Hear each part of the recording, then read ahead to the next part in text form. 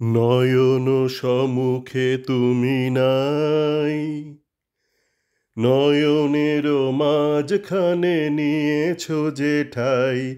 কেন বলছি বলুন, কেন বলছি? আজকে বোরে বোরে কিন্তু আমাদের মধ্যে একটা কবি কবি ভাব নিয়ে চলে এসছে। বোরে নিজেও কবি হয়ে গেছে। কালকে যাচ্ছে প্যারিস বোরে। তো এই যাওয়ার প্রাক্কালে বোরে, প্যারিস যাওয়ার প্রাক্কালে পুরো কবি হয়ে গেছে। কবি হয়ে বোরে মাচাদের পুরো ছবি করে দিয়েছি। কেমন বলছে? তুমি কি কেবলই ছবি। কেন বলছে বোরে? কেন বলছে বোরে বলুন? একটু আগে বোরে একটা অনুষ্ঠান করলো, সেখানে বলল আজকে নাকি মাচারা কি একটা ছবি টবি দিয়েছে আনোয়ারের। তো বোরে বলছে ওটা শুধুই ছবি, এর বেশি আপনারা এটা নিয়ে কিছু ভাববেন না। মানে একদম তুমি কি কেবলই ছবি, শুধু পটে লিখা, ওই যে সুদূর নিহারিকা। সুদূর নিহারিকা হয়ে গেছে আনোয়ার। এখন বোরে আমাদেরকে কিন্তু বলেই দিয়েছে, মানে সুপার জায়েন্টের ক্ষেত্রে সুদূর নিহারিকা হয়ে গেছে। এখন শুধু ভিড় করছে, আশার আলো নিয়ে ভিড় করছে মাচারা। আর বোরে কিন্তু বাজাজের পুরো ভিডিও একদম চালালো, যেখানে বাজাজ বলছে কি ভুলভাল কথা বলছে, স্যালারি নিয়ে কী ভুলভাল বলছে। আমি গতকাল একটা অডিও করেছিলাম, যেখানে বলেছিলাম যে এই যে ভারতীয়দের না এই অফশোরিং নিয়ে আইডিয়া আছে, কিন্তু বডি শপিং নিয়ে আইডিয়া নেই। মানে বডি শপিং মানে একটা কোম্পানি একজনকে দিল, কোথাও একটা দিল, যেমন আনোয়ারকে দিয়েছিল দিল্লি এফসি। তো আনোয়ারকে যে টাকাটা দেওয়া হবে, সুপারজেন যে টাকাটা দিচ্ছে, ধরুন আনোয়ারকে 2 টাকা দিচ্ছে, আনোয়ারের জন্য 2 টাকা দিচ্ছে। তো পুরো 2 টাকা যদি দিল্লি এফসি আনোয়ারকে দিয়ে দেয়, সেক্ষেত্রে আনোয়ারের জন্য যে ট্যাক্স ট্যাক্স এগুলো কে দেবে? মানে আলিবাবা দেবে? আলিবাবা দেবে, বলবে নাও নাও নাও।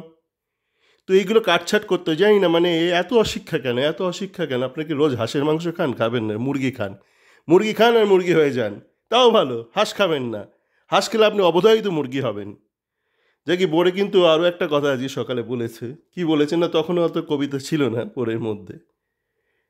তখন বোরে বলছে যে এই গতকাল কোনো একটা অনুষ্ঠান নাকি দেবার সঙ্গে দেখা হয়েছে, মানে দেবাদত্ত না, হাসি ঠাট্টা করছে। মানে দেবাকে কোন পর্যায়ে নামিয়ে এনেছে। মানে ক্লাব বেঁচে যাওয়ার পরও বোধহয় তার এতটা হেনস্থা হয়নি, যা যা এখন বোরে করছে। খুব খারাপ কাজ করছে বোরে মজুমদার, একদম ভালো কাজ করছে না, একদম করছে না। শুরুর দিকে একটা অসাধারণ ধারণা তৈরি করেছিল আমাদের মধ্যে। অসাধারণ কথাটা আমি না মেহতাবের থেকে নিই। মেহতাব এখন যা কিছু কমেন্ট্রি করে সব কিছু বলে অসাধারণ।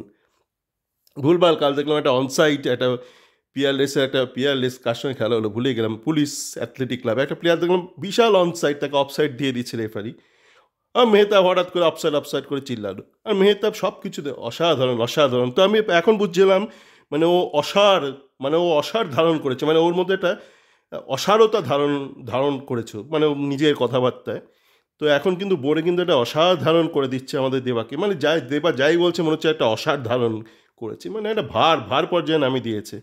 না, এই দেবা কী সব বলেছিল গতকাল, মানে দেবার একটা অডিও ক্লিপকে, মানে ভিডিও ক্লিপ আমাদের দেখিয়েছে কিন্তু বোরে ওর চ্যানেলের মারফত, কিন্তু সেখানে ও পুরোটা দেখায়নি। খুব বদমাশ লোক, পুরোটা দেখায়নি। বলছে শেষেরটুকু এমন বলেছে, আমি বলার পর বলেছি এই এটা কী বলছো তুমি?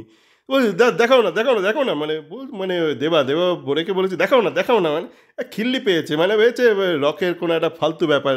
আর উত্তর কলকাতার রকে মানে একটা আড্ডা মারছে ফালতু। তো বোরে একটা সিরিয়াস ব্যাপার, বোরে এখন প্যারিস যাচ্ছে 45 জনকে নাজিয়াজন বলছে।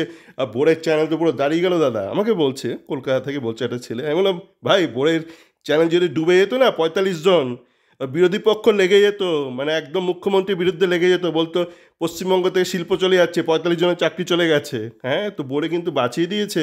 একটা আন্দোলন হতো একটু বাদে, মানে চ্যানেলগুলো মানে রিপাবলিক শুরু করে দিত, 45 জনের কোম্পানি বসে গেল। দেখে বসেনি, পড়ে যাচ্ছে 60 জন নিয়ে পড়ে যাচ্ছে প্যারিসে। তো প্যারিসে যাচ্ছে বলে এটা কবিত্ব চলে এসছে, আমরা দেখতেই পাচ্ছি বোরের মধ্যে। আমার হচ্ছে ছবি, ওরা ছবির বিষয়ে বেশি বেশি কিছু আপনার ভাববে না, বলছে জাস্ট ছবি হিসেবে এনজয় করুন। ভালো কন্টেন্ট ক্রিয়েট করেছে, ওর মধ্যে কোনো সার, কোনো ওর মধ্যে কোনো নেই, মানে কোনো সত্যতা নেই। এমনভাবে মানে এত হ্যাটা করতে আমি কোনো দিন দেখিনি। মানে বোরে আবার বলছে গর্বিতভাবে আমি মোহনবাগান, কিন্তু আমি জার্নালিস্ট। তো ওর যে জার্নালিস্ট সত্তাটা আছে, সেটা কিন্তু একটা মনমান সত্তাকে একদম পুরো একদম মানে একদম মাটিতে মিশিয়ে দিয়েছে, মানে সত্যের মাটিতে পুরো বসিয়ে দিয়েছে দেবাদত্তদের, একদম বসিয়ে দিয়েছে।